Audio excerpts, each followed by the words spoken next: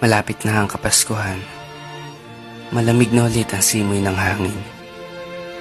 Ngunit parang normal na araw na lamang.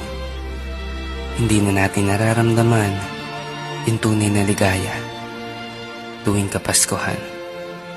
Siguro tumatanda na talaga tayo kasabay ng pagtanda ng panahon. Maraming nagbabago, maraming lumilipas, maraming nawawala na nakasanayan natin noon. Sa panahon ngayon, sapat na siguro yung kasama natin ng bawat pamilya. Kailan kaya ulit mararamdaman yung totoong ligaya tuwing Pasko? Ang lasing